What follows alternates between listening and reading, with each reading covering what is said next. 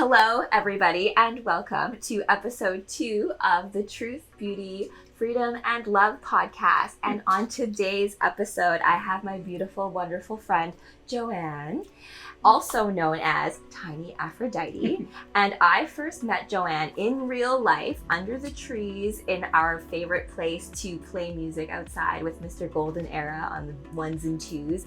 And when I immediately met Joanne, I felt like a connection. We had already known each other, I guess, virtually before that. Yes. But Instagram. Instagram. But that was like the first time we met in real life. And you never know how that's going to really go. She's better in real life.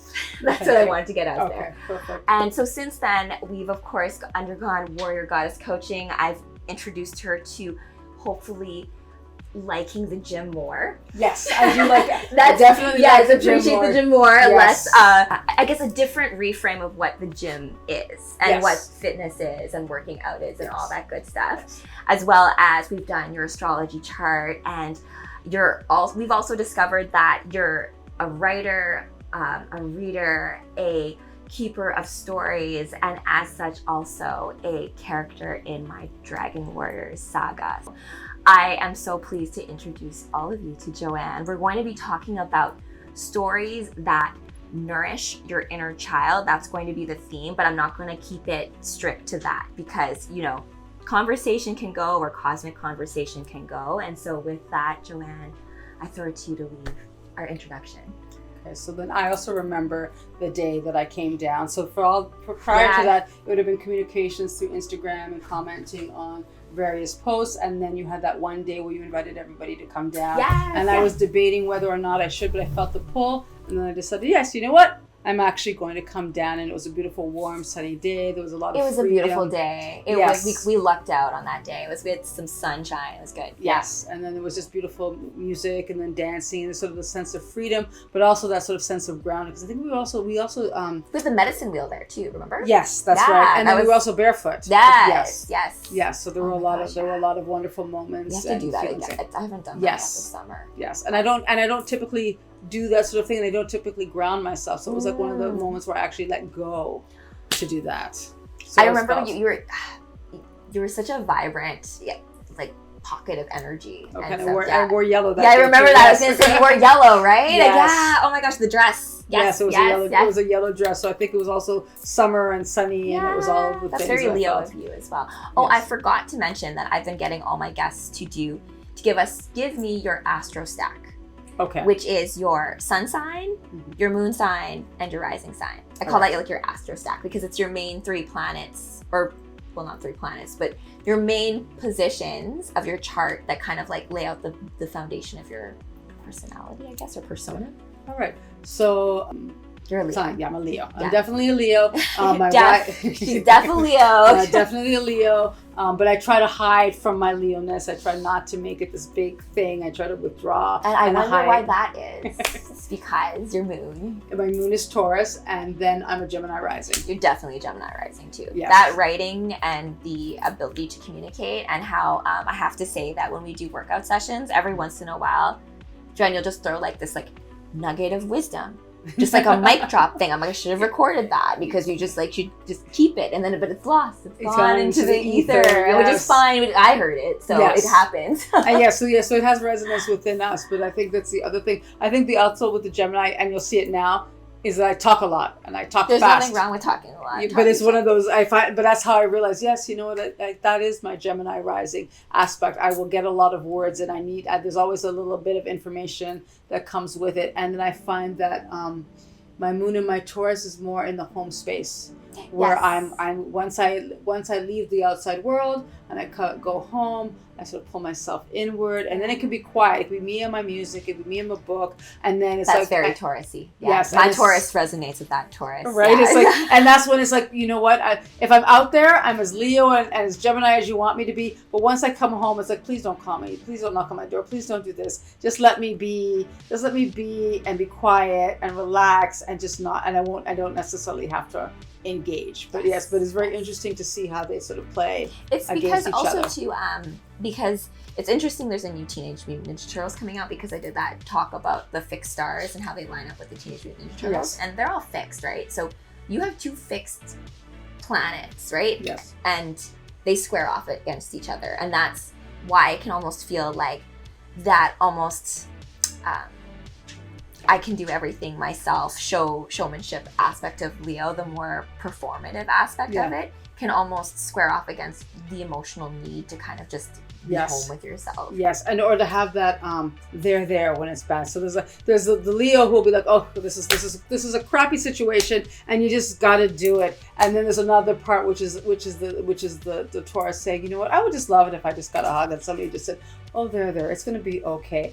But there's nobody to do that with, and so of course then Leo just says, okay, I'm just gonna go through it. And then you always get that comment about how strong you are. It's like, I'm not strong. It was just. I'm just surviving. I'm doing. Who else was going to do this thing? Yeah. And I think that we both have a lot of fixed placements, and so a challenge can be just change, right? Yes. Even when you're in a path or doing something that, let's say, is not serving you and your higher purpose. Yes. And so like that brings it back around to me asking you about like perhaps what is a story that inspired you as a child that you think really influences you even to this day? I think that any kind of book or any kind of story, or even a story. There are a few. So that, you know, I was always moved by Anne of Green Gables, and I read all of her books. Oh my gosh, right? She was whimsical. She was stubborn. She got into mishaps, and I felt there's an affinity to that mishaps and that sort of sense of not belonging. And then all of a sudden, she sort of came into her own. I also feel like Anne of Green Gables is very like Canadiana. Yes. Right? And I feel like I grew up in the prairies, so it's very like, oh, it's like the nature of Canada. It is. Like, and then I think that we both have that same thing, whereas regardless of what our backgrounds are, we sort of feel like maple syrup still runs through our veins. That's true. Right? Even though we haven't been here for 100 or 200 years. But there's a call to but there's a call, and you feel very, very comfortable and very, very connected to it, which is, and I also love the Wrinkle in Time. I guess it would be called the Time Quartet. No, it's a quintet now. But the first three are always the ones that had the most and this impact. is also why it's fantastic that you're on Dragon Warriors, because there's a lot of time travel, and it's the idea of moving through liminal spaces, what dreams mean, what time is. Yes, and then different timelines and how one can impact the other, how they can change, and also the idea of the fantastical. So you've got these fantastical creatures, but are they really fantastical, and is it how we perceive them or not? And so it was all of those things. And there was also some measure of compassion in both of those stories as well. I always remember Mr. Jenkins, the principal, and I also remember Meg didn't like Mr. Jenkins and would always pick on him, and then Calvin told her the story about the day that he had crappy shoes. Oh my gosh. And then he talked about how, you know, I guess Mr. Jenkins had noticed this and then had called him to the office and had given him a pair of shoes and tried to make sure that it was sort of messed up and scuffed so that it didn't look like he went out and bought him shoes. But Calvin always remembers that this awkward man that nobody really liked went out and took the time. They used to do that in stories a lot more, you know, like the character that has this like secret backstory. Yes. Right? And then you find out what the secret is, and the secret isn't horrible. The secret is actually like, oh wow, like you're actually like a little gem. Yes. Right? So there's something there's something special about and Mr. Jenkins had that as well with the Ekathroy. I went, and the third book when they were dealing with the I didn't read the third book. Oh, I did not. No, I know. So there's a moment where Mr. Jenkins is very uncomfortable, and because he's not used to the fantastical, but he's willing to take that leap and accept that, okay, there's this fantastical thing going around me, and I'm just going to have to go with it, but I will try to do my best in this situation to do good things. And that way I didn't. You didn't. That's a great way of like giving the theme without spoiling the plot. Yeah, but then I also recommend Go, so which means that was the second book. So the third book was A Swiftly Tilting Planet with Charles Wallace. Oh, maybe I did read that one.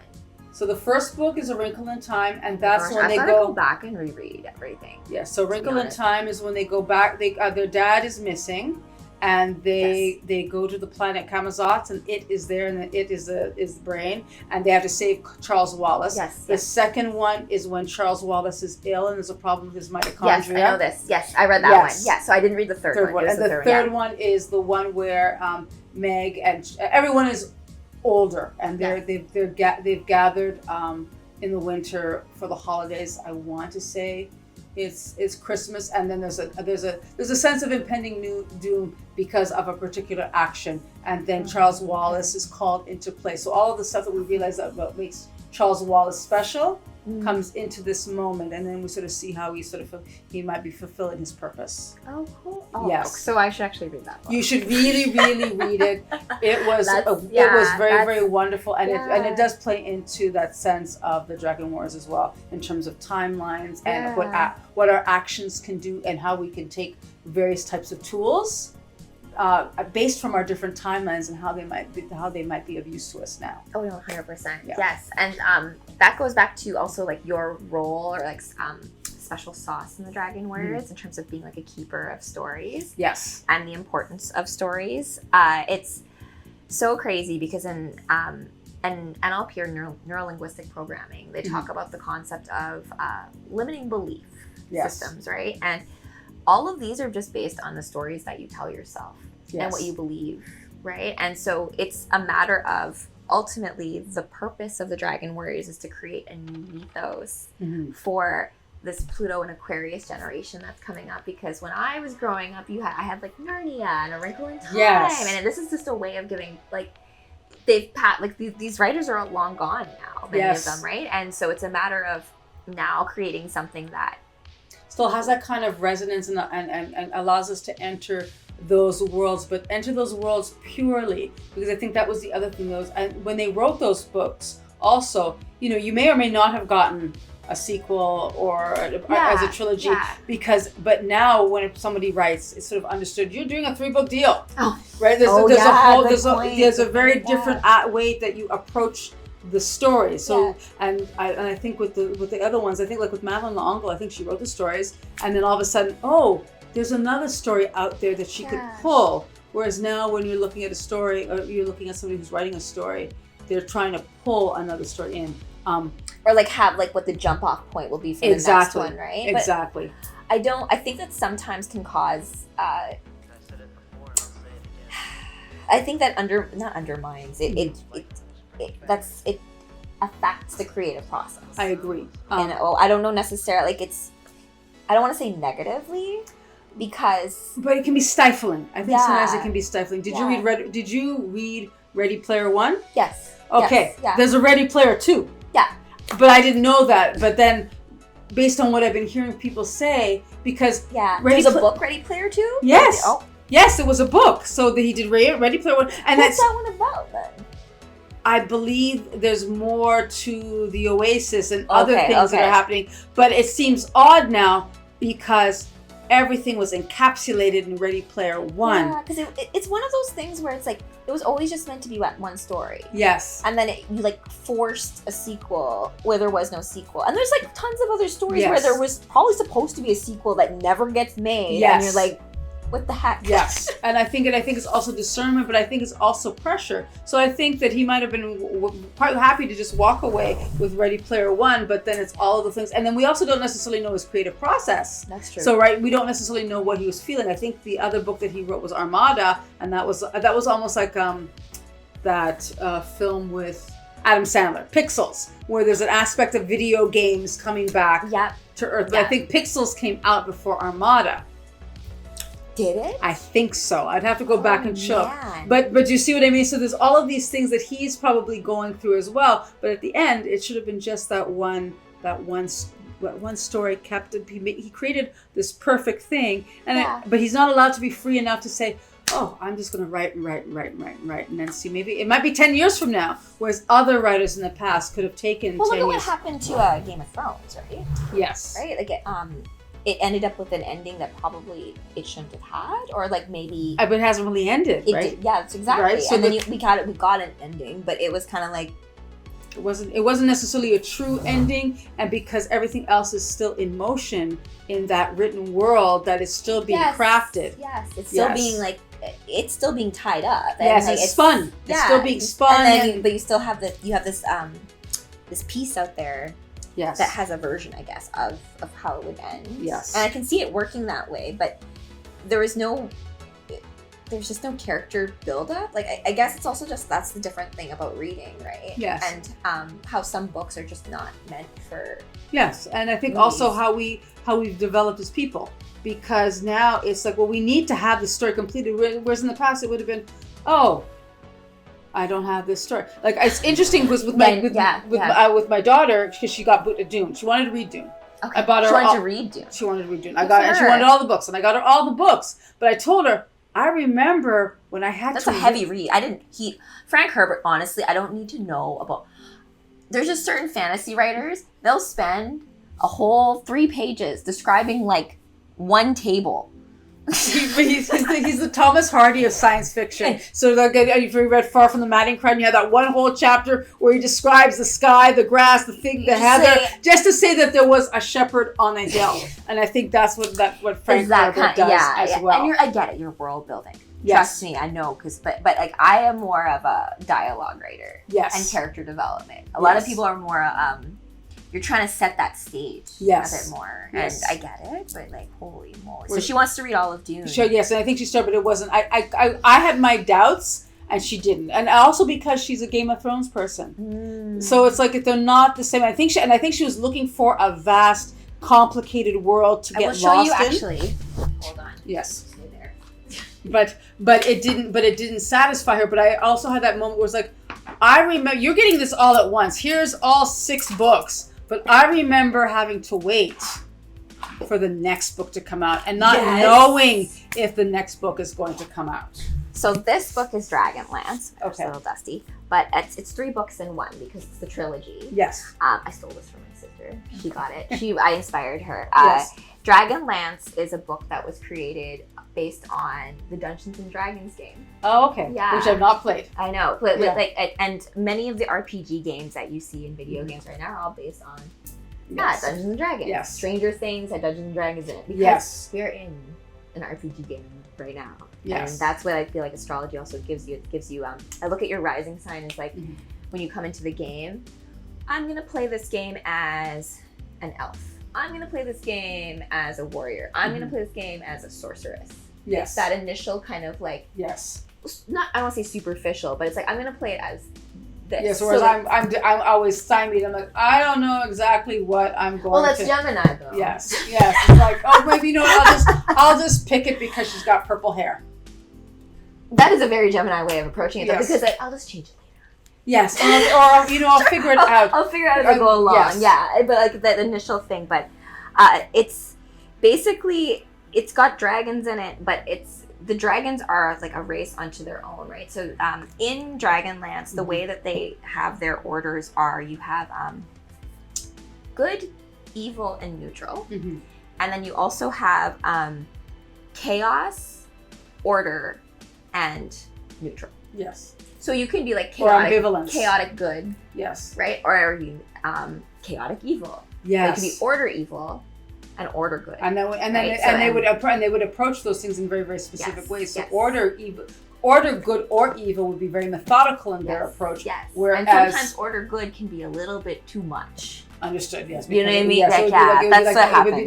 It would be like an efficient office person that knows about... It's like almost like the utopia, right? Where it's like, okay, there's look at the communism, right? In theory, yes, it makes sense to some degree, but like in practice, it just doesn't work. And so sometimes with order good is that there's these concepts that are on paper very good, yes, but in practice, because there are just other things at play. Yes, and what happens is with order, there are blinders on to be able to get the objective. Yes.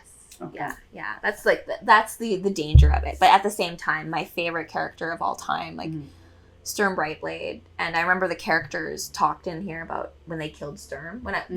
There's a knight. His name's Sturm Brightblade. He's an order. He's a knight of this order of good of what the silver white dragons represent. So there's like good dragons, and evil dragons. And are they so clearly they're sentient? Yes, and they have their own civilization as well, and they're all shapeshifters too, right? Okay, so then they would be human in terms of how they communicate, dialogue, navigate through the world, even though they are in dragon form. Yes. But the way they exist is the way a human would exist. Yes, that's a great way to put it. Yeah, they're all personified in that way. Yes. But like it's, the matter of it is that if you think about you playing your role out in a game, evil's not always evil. Yes. Yes. And that's Narnia too. That is Narnia too, yes. It's a big one, right? Yes. And that's also playing with like what's going on right now with language and what they do with certain, like, even if I look at CGI right now, why is CGI done so bad right now? I feel like it's gone almost like, if you look at the CGI from 10 years ago in some movies, it would be like Tron. Yeah. I think so. If you think about the ingenuity that people had, like if you think of like even John Carpenter, like I'm doing like the spiritual successor to Escape from New York, and you think of practical movie effects versus like the CGI stuff. And the movies that did CGI the best are the ones you can't tell that it's CGI. But there's just like almost this laziness with. I think because they weren't trying to actually mimic everything, where CGI now is trying to capture something that can't be captured. It's like when we were talking about that Christopher Walken performance. Yes. And there's a clip on TikTok somewhere where an artist has done AI, and so all these different celebrities are doing the same dance. And I think it starts off with Frank Sinatra and it goes to all of these other people. Is it like a deepfake kind of thing? It's sort of like a deepfake. Okay, but in the end, you're looking at it, and anybody who's seen Christopher Walken do it, you're just like, it's not the same. And it looks disjointed, and it looks, even though it's somebody else's head sort of being superimposed. But it's his movements, right? Yes. Yeah. So that would look weird. Yes, and it's being fused, but it's being fused badly. So you can sort of see where things sort of don't fit in the lines and whatever. But the other thing is that, because some people were complaining about how, it's only Christopher Walken, or this is, some people were like, oh my gosh, this is amazing, you should keep doing this. And then there's a group of us, because I was one of those people and I'm not. Christopher Walken scares the crap out of me. He's like the king of the undead. He's going to be the emperor in New Dune, right? Oh, really? Yeah. That will be great. Like, he scares the crap out of me. That's why. But because of that reason. Yes. Because of that. Have you seen the movie True Romance? Like, yes. So yes. And that kind of disjointed, kind of ambivalent. He's like kind of joking and laughing, but I'm gonna like kill you.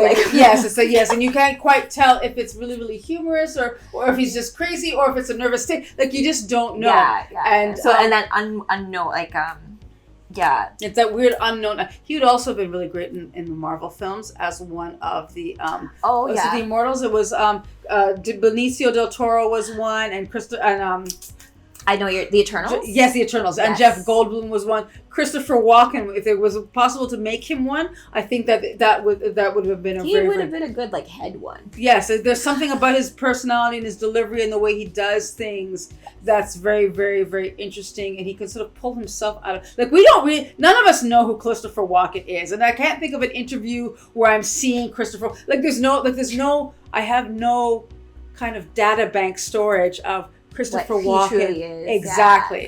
Yeah. The only unusual thing I know about Christopher Walken is that he was on the boat when Natalie Wood passed away. He was a guest. Was he? He was a guest with what's her husband? It was Natalie Wood, and her husband was Robert Wagner. What an interesting tidbit. Yes, but he's never talked about anything. He's never talked about it, but he was on the boat.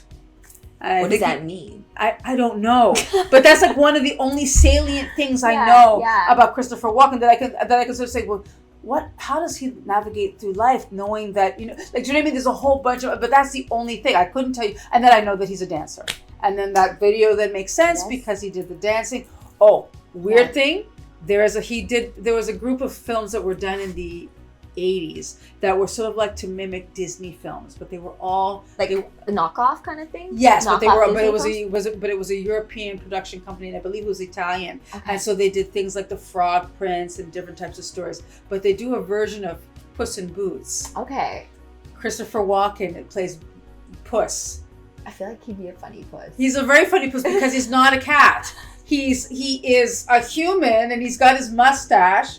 and he's full-size Christopher Walken talking to, whatever the boy is, and calling him master and doing the things. He's got little dances. It's like the most surreal. What is that? Yes, it was on I feel like that's like a bad trip almost. It is, and it used to be on TV when my kids were small. It used to be on TVO quite a bit. It was Puss in Boots. It was Puss in Boots. But it's not animated. No, it's not animated. So he's dancing in the field and he's doing stuff, and But why do they call him Puss then? Because he's acting like a cat, but he's not a cat. But it's not an animated version. It's not anything else. That sounds crazy. It's really odd because you're so. I'm gonna find. You know what? Okay. All right. Perfect. So I'm gonna shift it away from Christopher Walken. All right. And then so we actually Okay, we're going to do, what I'm going to finish this next part off is your whole journey with baking. Yes. Because just from an astro perspective, I was saying that you're like feeding your inner self with baking. Because there's a level of, and I know you've mentioned to me as well, the idea of food as an action of language or a behavior of language or a love language, so to speak. And so I think that, tell me what the baking journey, what actually drew you to even starting on, what drew you to want to bake? I've always baked. So when I was growing up with my mom, she was the person who would cook, and she didn't really want me to grow up. So she wasn't going to teach me how to cook. So so it was like, she wanted you to depend on her for... Yes, because I would need her. I would still need her. She's the person who's making the meals. It's very cancer-y. Yes, it's very, very cancer-y. Sorry, cancers. But yes, it's a thing. It's very cancer-y. And so then she had baked a couple of times, but then I started to. And I think one of my biggest things was banana bread, and then I did things like tea biscuits. So then it became complimentary, which annoyed me at some point because we'd go out to we do a potluck or we go out to somebody's place, and she would make her paella, which was really, she's a great cook. She's a kitchen witch, and I think that I'm a kitchen witch. Maybe because you inherited her, yes. but it's almost like in spite of her not teaching you necessarily. Exactly, yeah. and then teaching myself what she would have known. Yeah. But also there's an intuitiveness that comes with it. That came through, and sure. So then I would have to bake. So she would cook, I would bake. So there was already a comfort level there. And then I've always liked looking at recipes and cookbooks, and I like cookbooks. And cookbooks are like a real cookbook. Is a wonderful thing, and I would eat meals and then read a cookbook at the same time. So I think what was happening was I was eating twice. Yeah. And I've also noticed that if I'm going to create a recipe or I'm going to do something, I read it a few times. Or if I'm going to create something off the top of my head, I start visualizing what it is, and I'm living the recipe. So by the time I do it, which is also a Leo thing because it's about change, and I can't do quick change. I have to prep for it. Yes, I have to. The same way. I have to have done it. I have to have been in it for a while, and that's the other thing that I've learned now. So because what happens is that changes would happen, and then I'd be all in shock. And now I've learned you have to think about it. You have to keep thinking about it and visualizing yourself. And when the timing happens, it's like you visualize it for You've done it so many times in my mind that it's not. Yes, you would be a great dancer. I don't think I have the coordination. There's always a little thing I've taken some classes at Joy of Dance, and there's always a little kind of weird thing that happens. What do you mean weird little thing? It's like sometimes it has to do with the movement or something, or I can't quite keep in time with everybody else, or there are certain things that I just... like a certain movement that maybe you're not comfortable with your body doing. Yes, or from one movement to the next step, or I'm always a couple steps behind, or I can't quite catch the place in the song. What I mean by you could be good at dance is this: you'd be good at being on a dance team. Possibly. Yes. Possibly. Because when I was on dance team in university, for example, you have to do this dance over and over and over. You know this dance. This dance is like in you. So like you learn because I was on dance team in university, so we did all of the football games, the basketball games, and the volleyball games. We also did like other little shows and things like that. But we had a set list, right? Of all the dances that we knew, right? And then we had halftime dances with Shakira, Hips Don't Lie. And there's certain songs that are just, to this day, if that song will play, I will still do that dance that I learned 15 years ago. Yes. So in this case, when you learn it, it's learning a poem via movement. Yes. Right? Yes. Yeah, because 100%. It's the same thing. Yes. And so this is why also this is a fantastic way for me to plug my dance classes. Okay. No worries. Yeah. No, but because the thing that I find problematic with the dance classes as an adult, right, in Toronto, which I love the fact that Toronto had adult dance classes, because I had actually stopped dancing after I finished dance team. I was like, no, I'm an adult, I'm working, I don't dance. But I felt like, yeah, right? So that's also probably what drew you to baking too, right? Yes. So this is a good to me to you story. But the thing about adult dance classes here is that it's like in that dance class, you're going to learn, like, let's say, a piece of choreo. Yes. Right? And first of all, the person making that choreo, like when I put together a dance, that's my body's language, right? Yes. So it's, the idea of it is not necessarily for you to look exactly like me. Yes. So like doing like, but there's like if you're gonna go right, everyone needs to go right at the same time. But there's the nuance in it can be your own personality. Yes. Right? So there needs to be that space, I feel like, sometimes when you're learning dances. And then there's the element of if you're on a dance team and you're doing things very, very, very in sync, and you have cannons, and someone's going on a 2 and someone's going on a 4, I feel like you'd be good at that. Okay, yeah, because with practice, right? Because you're not going to get it right away. You're going to go home with it. You're going to practice it, and you're going to come back. And I would be good at it, or I think I would be good at it, because it also has to do with that idea of control. As a yes, Miss Leo. Yes. And mastery, because that's the other thing I've noticed, and I think that's the affinity now for baking.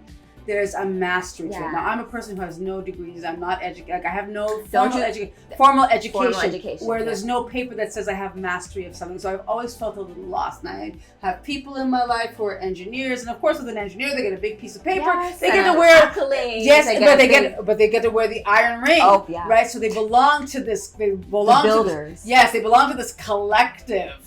Or this brotherhood and sisterhood of people who have mastery of this thing. So I crave this idea of mastery. And I think that's why I have problems with writing, because I won't know, or I can't quite tell when is it enough? Yes. How do you know that you've mastered writing? So there's always that. So there's no end point. And there's no milestone. So I think that's when I'm now exploring why do I have difficulties with writing, or why do I not necessarily believe that I could actually do it? It's because I can't determine what my sense of mastery will be.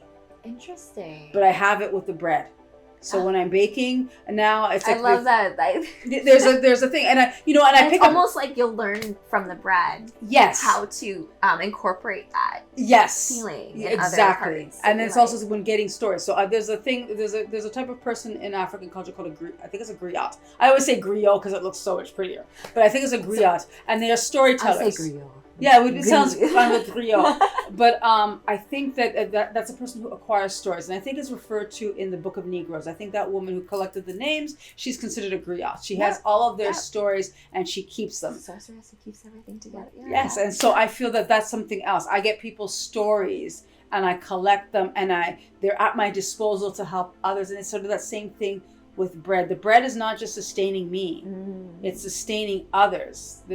I'm creating this thing, or I'm helping others create this thing that's going to go on someone's table, or it's going to be part of a picnic, or there's a little person who's really hungry and needs to have a bite. But there's something, and bread is not necessarily eternal, but it's common and it's old. One of the first things any culture must have done when they were starting to make bread. They would have made bread. They would have had some kind of paste thing, flour things that would have baked in the sun. Yes, and baked in the sun, right? Yes. And baking and bread is also related to the idea of grain, right? Yes. And bountifulness. Yes, and harvest, right? Yes. And so and gold harvest. And then also separation, right? You have to the Bible says you have to separate the wheat from the chaff. You have to separate the good from the bad. So there's all of these other kind of stories and pieces of information and lore that's sort of tied with it. It's not. If you think about it, it makes sense that Christianity and Catholicism would have definitely taken the idea that you would have had this pagan ritual where you would have sacrificed a person, and there would have been this other type or a creature for blood and for meat, and you've changed it to bread, something that is older than time, or at least human history, and because it has resonance with everybody. I can't think of a culture that does not have a baked I feel like it's also related to in astrology they talk about this is a good way to kind of round everything up, because the age of Aquarius, right? So if we think about the ages, we're going backwards. So like we're moving out of the age of Pisces into the age of Aquarius. Got it. They're usually ages. So because it's Aquarius then Pisces, and normally when we look at it we move this way. Yes. But you're saying we're doing this. Yes. And so from an evolutionary astrology, we'll talk about how the ages started in the age of Leo, which makes sense. Like BC, you think of like the and also Big Bang, sun explosion, super. So all of that kind of like from that point. So it's you're moving, and then we're approaching the age of Aquarius, right? But if we think about the ages and as we turn, Taurus, the age of Taurus would have been the age of agriculture, right? So the idea of bread is related to that, right? So you're not going to have bread in a culture that's nomadic, or like a hunter-gatherer kind of culture, right? So you're going to have that. So they're going to be tilling the earth and working with the earth, right? So bread is very much tied to that. And you being a Taurus moon, like it's like you are feeding your inner child right now. But then there's also that other sense, because now there's still that sense of strength, because you're going to have to know how to till the soil. You have to be able to do it. And there's that control, because you're now trying to control how it's going to grow. And then there's that mastery, because you need to then be able to know what you're going to do with the wheat, how you're going to create from it, how you're going to mill it, all of those things that then still feed back into that Leo-ness of it all, which is like, okay. But I would have never have thought about it before. It's only now because I'm sort of taking this moment to step back and say, okay, all of these things are happening. And some of them are manifestations. I remember years ago going to farmers market thinking, oh, and trying to make those little hands, would you like to volunteer, whatever, nobody, and now it's like, and now I'm part of a farmer's market.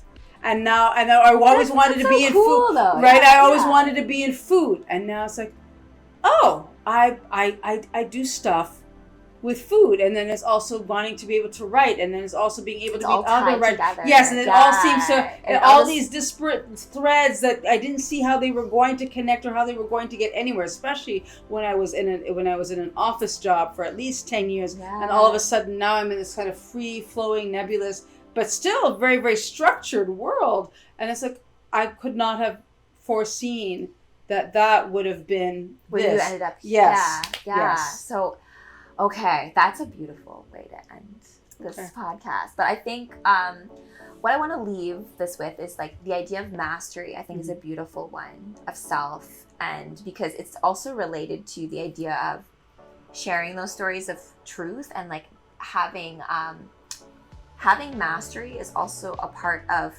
understanding a truth about yourself. Yes.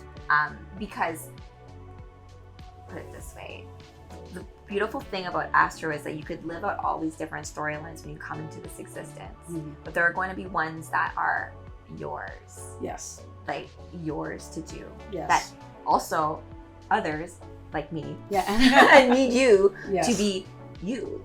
Yes, and vice versa. Yeah, right? Yes. yeah, and it's such a crazy thing, but I don't think that we can discount the fact that it's not easy all the time to discern what your highest you, your best you really wants to do.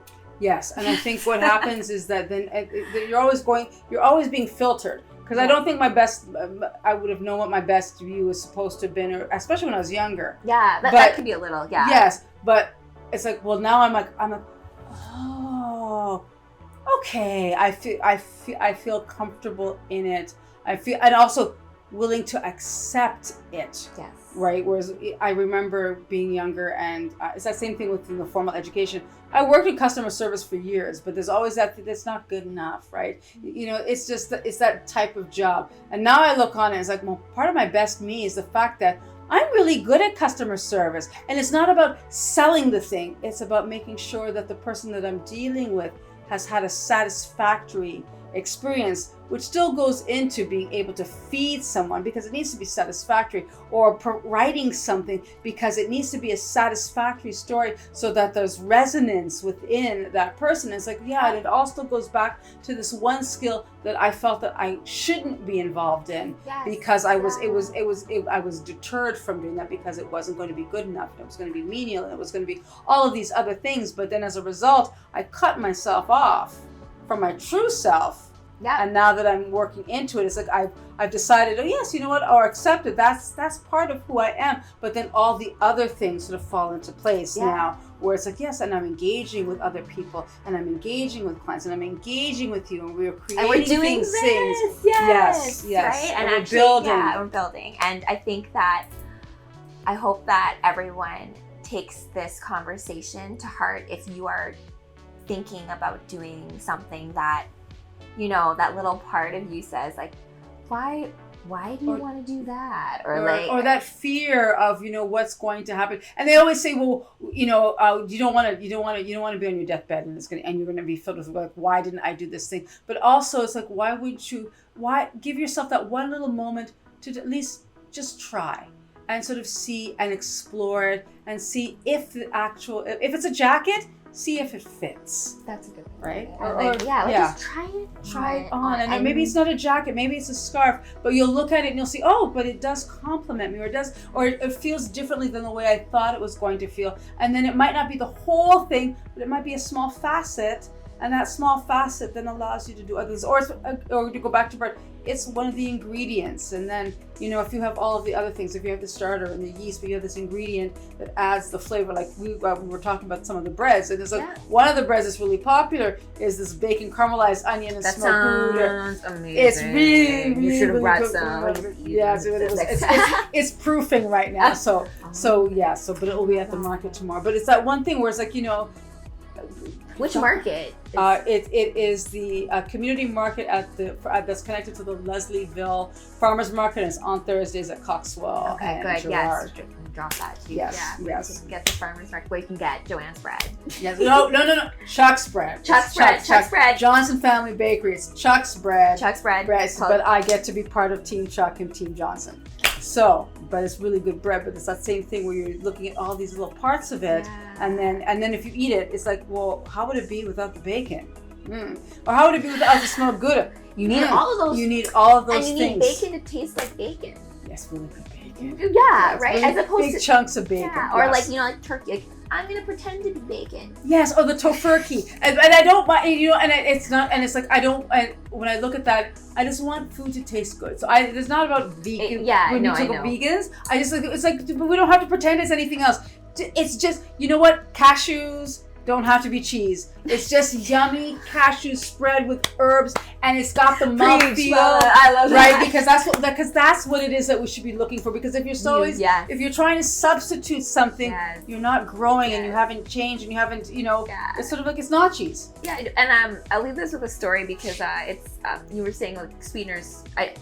I was in fitness a long time, and I used to be addicted to sweeteners. Okay. Right, because you don't have sugar, right? You can't have carbs, so just I was like, fine, I'll just have diet everything. Terrible for your GI. Yes. Terrible for your stomach. And I was like bloated all the time. So you ended up with like almost like a Ninja Turtle 6-pack where it was just, right? And so you'd pull it in because I was like chewing gum all the time and all that stuff was just not good. Interesting, because I find it makes me queasy. So I automatically get queasy and nauseous when I have. You always like been always. That way? I can taste I can always. That's why when I had the thing, I could taste it wasn't a.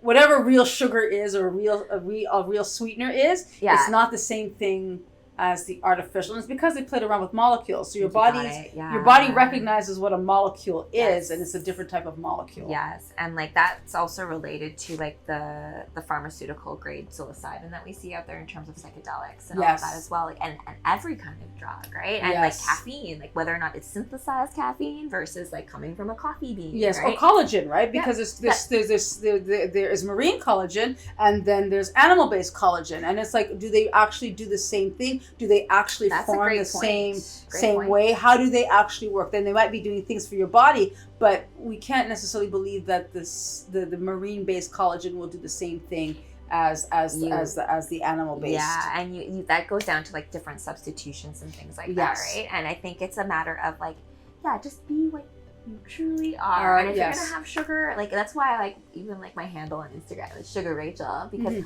I was a sugar addict. Interesting. And then I eventually cultivated my own sweetness within myself. Yes. Whereas I'm still addicted to Coca-Cola. So it's you're allowed one, man. Like you're allowed one little sweet little like, oh, this isn't like but it feeds almost just that little part of you that's like that's emotional, that's like tied to it. And I think what happens is when all the other things get fed and you have that sustenance from it, you won't necessarily need that one thing anymore because you have sort of filled yourself out and rounded yourself and in your spirit out in a very, very specific way. And I remember way. even at one of our events, because people who are involved with like not as much alcohol, you want to keep things like natural, all that good stuff. And it's like, oh, like Sugar Rachel, like. Are you elevating sugar? I'm like, no, I'm elevating like natural sweetness. Yes. Sugar itself, sweetness is not bad. Yes. And that's the same thing with beauty and the beauty industry. Yes. And that's what I'm trying to like with this line. It's a reframe of like, it's not that.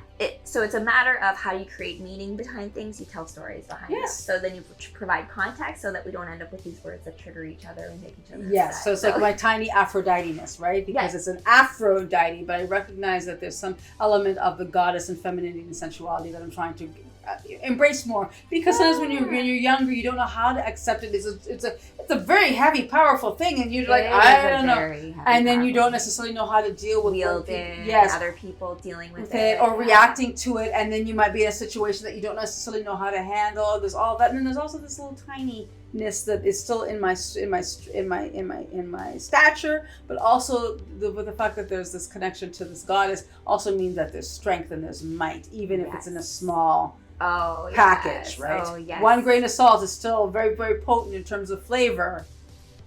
Like a chili pepper. Yes, like exactly. It's like little, like you get like one seed of that. You're like, you're still like, whoa. The impact. Yes. As opposed to like a whole bowl of rice not needed. Yes, exactly. So potency is wonderful. So I think we can wrap there. I could still keep talking to you for like another hour, but I'm trying to keep. We'll see this cut. We'll have like a podcast every season.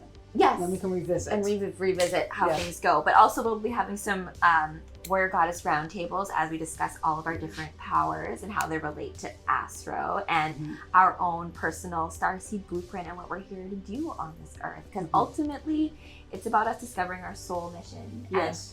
And what are all the different things that we need to be doing in our life and all the different connections that we need to be making in order to fulfill that purpose. Yes. And so I'm so happy that you joined me on this podcast today. That's a wrap. Only the first of very many. Yes. So until next time, see you soon. Bye. Bye.